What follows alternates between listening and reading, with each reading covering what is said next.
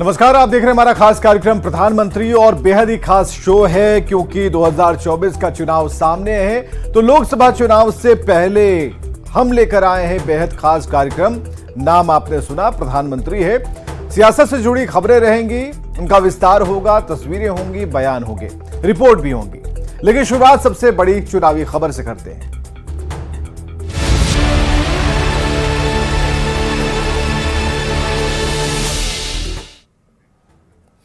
लोकसभा चुनाव से पहले बिहार के मुख्यमंत्री नीतीश कुमार ने बड़ा बयान देकर सियासी माहौल को और गर्म कर दिया है। लेफ्ट पार्टी सीपीआई के कार्यक्रम में बोलते हुए नीतीश के तीर का निशाना कांग्रेस पर लगा और सियासी पलटवार का दौर शुरू हो गया। आखिर नीतीश ने कांग्रेस को लेकर क्या बयान दिया, जिसके बाद INDIA में ऑल इज नॉट वेल की बात कही जा रही है। समझिए इस रिपोर्ट के जरिए।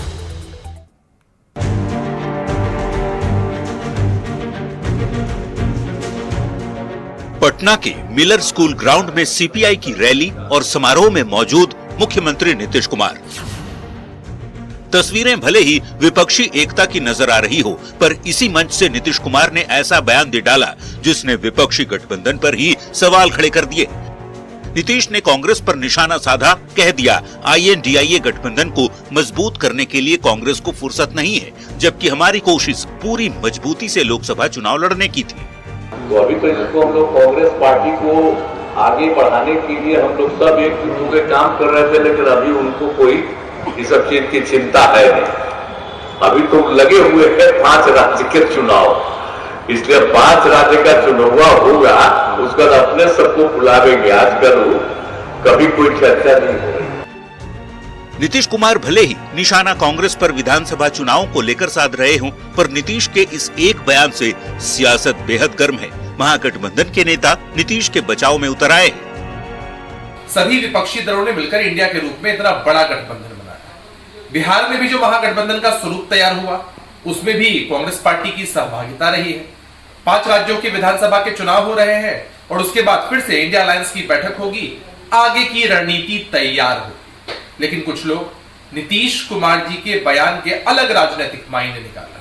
कांग्रेस पार्टी राष्ट्रीय पार्टी है और देश के किसी भी राज्य में चुनाव हो, वो कांग्रेस के लिए गंभीर चुनाव होते हैं। तो जाहिर सी बात है कि 5 राज्यों में चुनाव है और कांग्रेस का पूरा फोकस उन 5 राज्यों का चुनाव जीतने पर है। तो नीतीश जी जो कह रहे हैं वो सच है एक हद तक कि अभी बहुत ध्यान इंडिया गठबंधन पर कांग्रेस का नहीं है। आदरणीय नीतीश कुमार जी ने बिल्कुल ठीक ही बातें कही है। अभी 5 राज्यों में चुनाव है, वहाँ कई पार्टियां व्यस्त हैं, कांग्रेस पार्टी व्यस्त है। तो 5 राज्यों के चुनाव परिणाम आने के बाद से फिर से इंडिया गठबंधन के सभी नेता बैठेंगे और 2024 में भाजपा मुक्त भारत बनाने के लिए रणनीति बनाएंगे। विपक्षी गठबंधन में ऑल इज नॉट वेल की बात NDA के नेता कह रहे हैं और बीजेपी के खिलाफ एकजुटता दिखाने के दावों पर तंज भी कस रहे हैं। घमंडिया गठबंधन में हर दल अपनी महत्वाकांक्षा के साथ है, हर दल की अपनी अलग प्राथमिकता है और आज बिहार के मुख्यमंत्री माननीय नीतीश कुमार जी का यह दर्द तो साफ छलक पड़ा। उन्होंने साफ तौर पे कहा और जो कहा वो सही कहा, कांग्रेस की अपनी प्राथमिकता है और वैसे भी ये गठबंधन तो किसी सिद्धांत पे बनाया नहीं गया है। इस गठबंधन के पीछे सिर्फ और सिर्फ एक कारण है, हर व्यक्ति का अपना डर, हर व्यक्ति की अपनी महत्वाकांक्षा। कहा जाता है कि पूत के पैर पालने में ही समझ में आ जाता है। इंडिया नामक जो गठबंधन था वह कहीं से भी देश के लिए सही नहीं था और आज नीतीश कुमार जी ने अपने से स्वीकार भी कर लिया कि कांग्रेस पार्टी कहीं ना कहीं इसमें इंटरेस्ट नहीं दिखा रही है। लोकसभा चुनाव में बीजेपी के खिलाफ दमखम दिखाने की कोशिशें लगातार INDIA गठबंधन के नेता कर रहे हैं। हाल ही में लालू प्रसाद सदाकत आश्रम में कांग्रेस के कार्यक्रम में बतौर चीफ गेस्ट शामिल हुए थे, पर इस बीच नीतीश कुमार के कांग्रेस पर दिए बयान से विपक्षी एकजुटता के दावों पर ही सवाल खड़े हो रहे हैं, क्योंकि ऐसा पहली बार है जब नीतीश कुमार ने खुले मंच से कांग्रेस को लेकर कड़ी बातें कही, जिस पर NDA के नेता हमलावर हैं। Bureau report, news 18। बिहार के शिक्षा विभाग में नौकरी की बहार है। एक दिन में एक विभाग में नौकरी देने के मामले में बिहार ने रिकॉर्ड बना डाला। गुरुवार को 1,20,336 शिक्षकों को ज्वाइन कराया गया। उनके हाथ में लेटर दिए गए और पटना के ऐतिहासिक गांधी मैदान में सीएम नीतीश कुमार 35 अभ्यर्थियों को उन्होंने ज्वाइनिंग लेटर दिया। इसके अलावा 24,965 को उसी वक्त हैंगर में ज्वाइनिंग लेटर दे दिया गया। गांधी मैदान में 27 जिलों से चुने गए शिक्षक ज्वाइनिंग लेटर लेने पहुंचे थे और इस मौके पर बोलते हुए मुख्यमंत्री नीतीश कुमार ने ऐलान किया कि अगले 2 महीने में सभी रिक्त पद भर दिए जाएंगे। 1.5 साल में 10 लाख नौकरी देने का वादा पूरा किया जाएगा। तो हम लोग 10 लाख किए हैं, तो हम तो चाहते हैं कि एक 1.5 साल में हम लोग 10 लाख कर दें, ताकि जो हम लोगों ने किया है आज तक कहीं हुआ है जी, सब लोगों को शिक्षक के अलावे सब चीजों में हम कर देना चाहते हैं। और उसके अलावे सब तरह से और जो किया है हम लोगों ने रोजगार के लिए भी 10 लाख के लिए किया। 5 लाख लोगों को रोजगार का अवसर मिल गया है, तो बाकी लोगों को रोजगार का भी अवसर मिल गया, तो 10 लाख नौकरी और 10 लाख रोजगार, तो इतना हम लोग तेजी से काम सबके लिए कर रहे हैं। 15 अगस्त को ऐलान किया था कि 10 लाख सरकारी नौकरी और 10 लाख रोजगार की व्यवस्था जो है वो कराने का काम करेंगे। और प्रसन्नता की बात है कि 48% हमारी बहन जो है परीक्षा पास करके अध्यापक बनी है, तो उन बहनों को भी हम धन्यवाद देते हैं। और आप लोग जिस चीज के हकदार थे, आज आप लोगों को नवाजा गया है, आपको अधिकार मिला है, ये मामूली बात नहीं है। एक तरफ बिहार सरकार ने 1,20,000 शिक्षकों को नियुक्ति पत्र सौंपा, तो विपक्ष नियुक्ति प्रक्रिया पर ही सवाल खड़े करते हुए सरकार पर हमलावर है। आखिर ज्वाइनिंग लेटर वाले नीतीश के दांव पर क्यों विपक्ष की धड़कनें तेज हैं, इस रिपोर्ट में देखिए।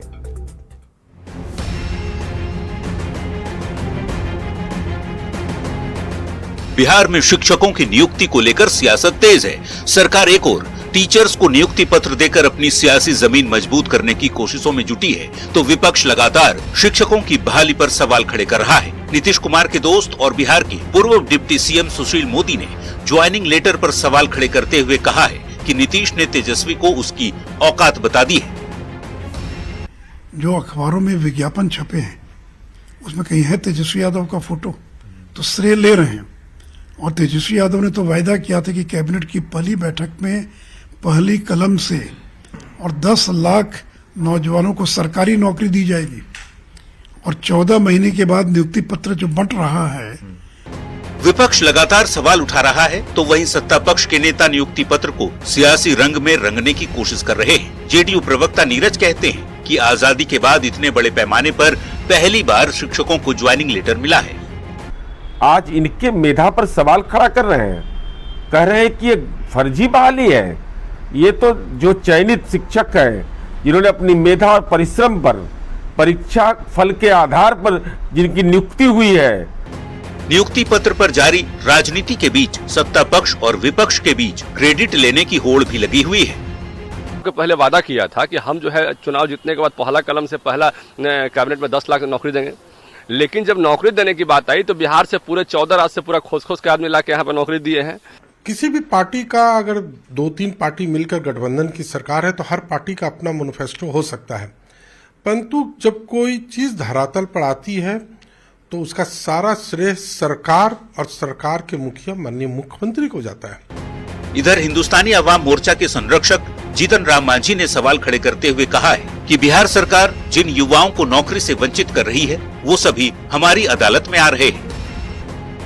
1,20,000 शिक्षकों की नियुक्ति को लेकर उठ रहे सवालों के बीच नीतीश कुमार ने शिक्षक बहाली से जुड़ा एक अनूठा दांव चला है। कभी पोशाक, तो कभी साइकिल योजना, तो कभी महिला आरक्षण और शराबबंदी के नुस्खे नीतीश कुमार की राजनीतिक धार को और भी तेज करते रहे हैं। इस बार शिक्षक नियुक्ति वाला दांव विपक्ष की धड़कनों को तेज कर दिया है।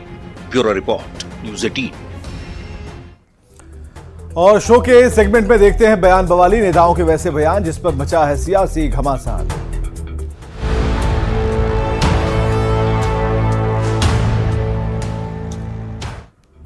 दिल्ली के पूर्व डिप्टी सीएम मनीष सिसोदिया के मनी लॉन्ड्रिंग वाले केस को लेकर आप नेता आतिशी ने प्रेस कॉन्फ्रेंस की कि प्रोसिक्यूशन के पास सुप्रीम कोर्ट के सवालों के जवाब नहीं थे।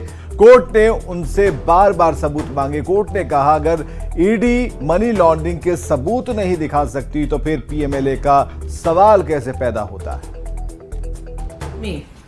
मनीष सिसोदिया जी की बेल का केस सुना जा रहा था, तब सुप्रीम कोर्ट ने प्रोसिक्यूशन से बहुत तीखे सवाल पूछे। उन्होंने बार बार ईडी से एक ही सवाल पूछा कि आपके पास मनीष सिसोदिया जी से जुड़ी हुई मनी ट्रेल कहाँ है? क्या उनके पास पैसा आया? क्या उनके परिवार के पास पैसा आया? क्या उनकी किसी परिवार के या उनसे किसी जुड़ी हुई कंपनी के पास पैसा आया? सुप्रीम कोर्ट ने बार बार पूछा कि अगर मनीष सिसोदिया के पास पैसा पहुंचता हुआ ईडी दिखा नहीं सकती है तो फिर मनी लॉन्ड्रिंग का सवाल कैसे पैदा होता है और पीएमएलए लगने का सवाल कैसे पैदा होता है। इधर आईएनडीआई गठबंधन में सब कुछ ठीक नहीं चल रहा। मुंबई की बैठक में 60 दिन बीत जाने के बाद भी न सीट शेयरिंग की प्रक्रिया पूरी हो पाई, न रैली की जगह तय हो पाई, और ये कह रहे हैं सीपीआई के महासचिव डी राजा। सुनिए बयान बवाली में डी राजा को। That's what I said. Every party will like to contest number of seats of their choice and have reasonable presence in assemblies, parliament. That takes time, and nobody is having a magic wand in the hand. और देखते हैं आगे ऐसी तस्वीरें जो सियासत के लिहाज से सोशल मीडिया पर वायरल हैं।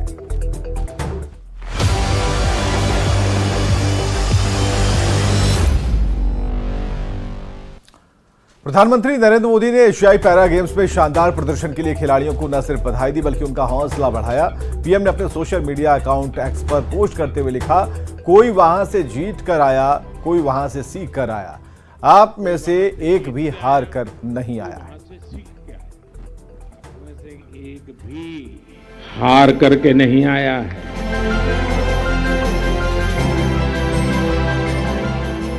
सिर्फ आंकड़ों का हिसाब नहीं है, हर देशवासी एक गर्व अनुभव कर रहा है, एक नया विश्वास देश के अंदर भर जाता है। आप सभी ने सिर्फ पिछले रिकॉर्ड ही तोड़े। देखते हैं फटाफट अंदाज में चुनाव से जुड़ी 24 खबरें।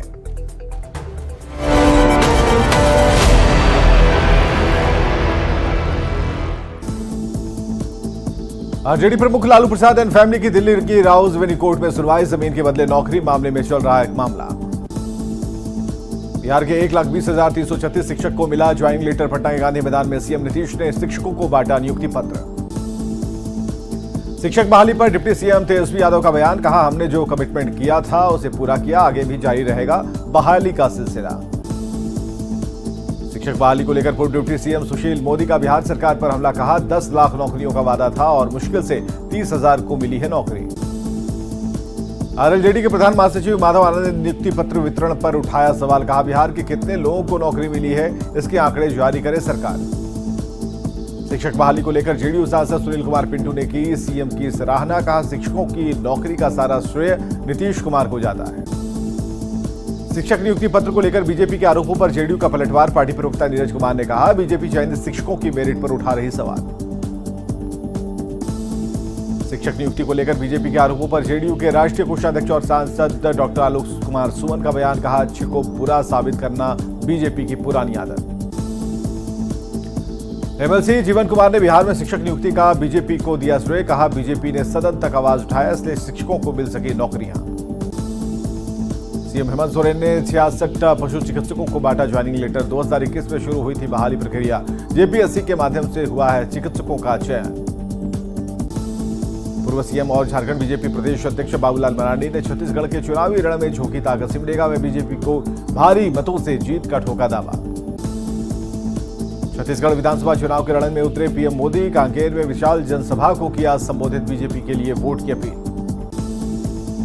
शराब घोटाला मामले में ईडी के सामने पूछताछ के लिए पेश नहीं हुए अरविंद केजरीवाल, ईडी के मेल के जरिए भेजा अपना जवाब। कैश फॉर क्वेरी मामले में एथिक्स कमेटी की बैठक से टीएमसी सांसद महुआ मोइत्रा ने किया वॉकआउट। पैनल प्रमुख पर अशोभनीय और अनैतिक सवाल पूछने का आरोप। मध्य प्रदेश विधानसभा चुनाव को लेकर बीजेपी का धुआंधार प्रचार। सीएम शिवराज सिंह की छतरपुर, सतना समेत 5 जिलों में रोड शो और जनसभा। 5 राज्यों में विधानसभा चुनाव को लेकर कांग्रेस प्रवक्ता सुप्रिया श्रीनेत का बड़ा दावा का 230 में से 150 सीट पर कांग्रेस की होगी जीत। मध्य प्रदेश के मैहर में ज्योतिरादित्य सिंधिया का कांग्रेस पर बड़ा हमला। कहा, कुर्सी देखकर कांग्रेस की चमक बढ़ जाती है। जनता से की अपील, जय वीरू की जोड़ी को सत्ता में न आने दें। बीजेपी के कांग्रेस में फूट के बयान पर पूर्व सीएम कमलनाथ का पलटवार। कहा, बीजेपी अपनी चिंता करे, कांग्रेस में सब कुछ ठीक है और सब साथ हैं। कांग्रेस सांसद राहुल गांधी पर बीजेपी के केंद्रीय मंत्री प्रहलाद पटेल का प्रहार। कहा, जाति के नाम पर देश में आग लगाने की कांग्रेस कर रही कोशिश। इंडी गठबंधन में नहीं बैठ रहा तालमेल। 2024 लोकसभा चुनाव में यूपी में सीट बंटवारे को लेकर सीपीआई और समाजवादी पार्टी में रस्साकशी। ओबीसी वोटर्स को साधने के लिए रणनीति को लेकर दिल्ली में बीजेपी की बड़ी बैठक में गृह मंत्री अमित शाह, यूपी के सीएम योगी आदित्यनाथ, जेपी नड्डा हुए शामिल। राजस्थान के अजमेर में कांग्रेस का बढ़ा कुनबा। साध्वी अनादि सरस्वती पार्टी में हुई शामिल। सीएम अशोक गहलोत और सुखविंदर सिंह रंधावा ने दिलाई सदस्यता। विधानसभा चुनाव को लेकर चुनावी दौरे पर सीएम अशोक गहलोत राजस्थान के दूदू और बीकानेर में जनसभा को किया संबोधित। राजस्थान में टिकट बंटने के बाद से नेताओं में नाराजगी दूर करने की कांग्रेस की कवायद। जिला कांग्रेस कमेटी ने समन्वय समिति गठित करने का किया ऐलान।